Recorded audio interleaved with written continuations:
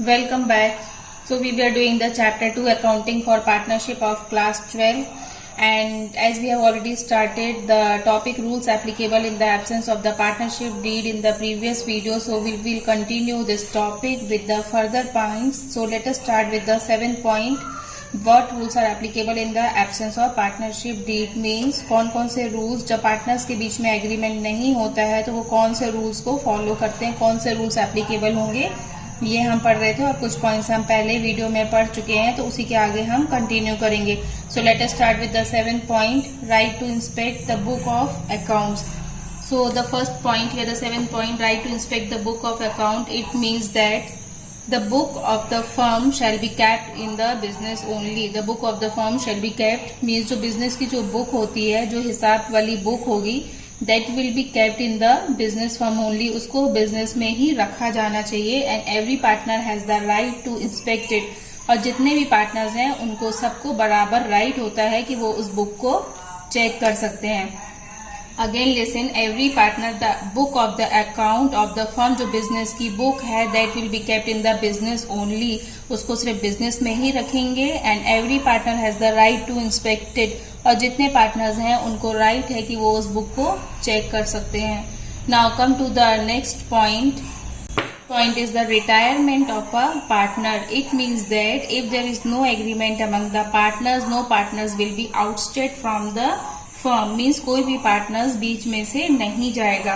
And if a partner want a volunteer separation, अगर कोई partner अलग होना चाहता है, so he can do with the consent of all the partners. तो वो बाकी partners की सहमति से ही अलग हो सकता है. समझ में आया?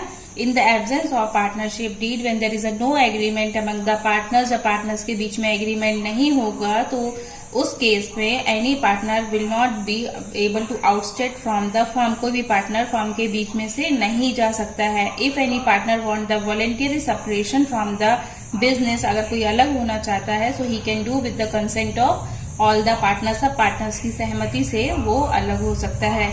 So come to the next point. Next point is due diligence and honesty in the business. It means that each partner has to be liable to carry the firm business with full honesty and diligence. Means every partner has to be honest in the business. जितने भी partner हैं उनको एक दूसरे के प्रति honest होना पड़ेगा.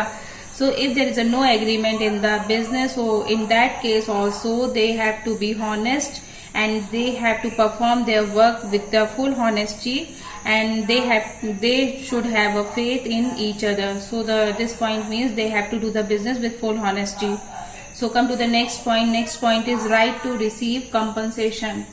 Right to receive compensation. If any partner makes the payment on behalf of the firm, or if any partner incurs the liabilities, अगर कोई partner, suppose there are 3 partners and any one partner pay the liability of the firm on behalf of the firm, then he will have the right to receive the compensation.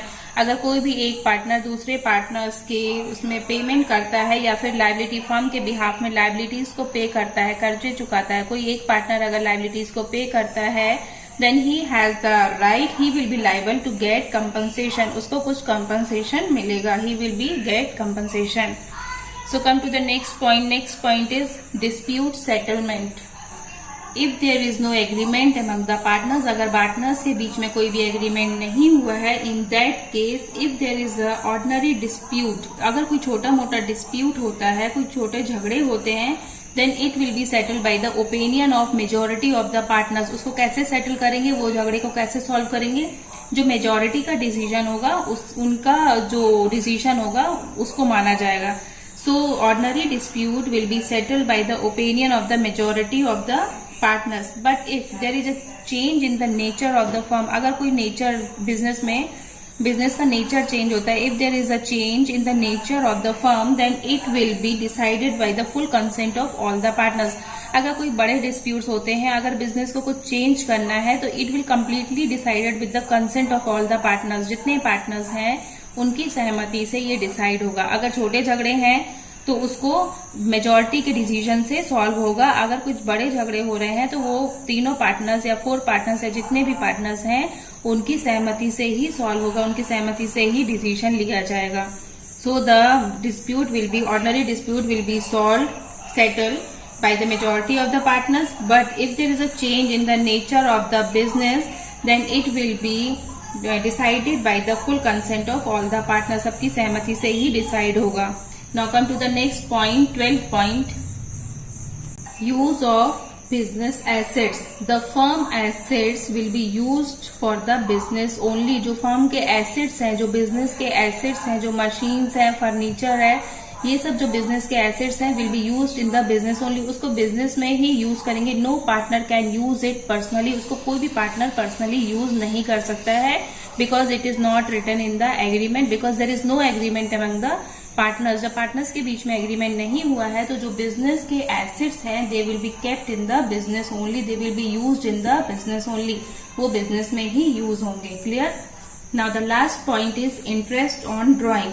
So no interest will be charged on the amount withdrawn for personal use. No interest will be charged. If there are 4 partners, for example, there are 3 partners, A, B and C are partners, and if any partners withdraw the amount for his personal use from the firm, अगर ये जो partner है ये अपने business में से personal use के लिए कुछ पैसा निकालता है, then he will not charge the interest on drawing. उसको कोई ब्याज नहीं पे करना पड़ेगा. He will not charge any type of interest.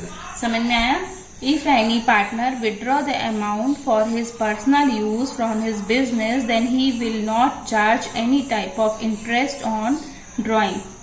So here we complete this topic, rules applicable in the absence of the partnership deed. Hope you understood this topic. So we will meet in the next video with the new topic. So till then, stay tuned and stay blessed.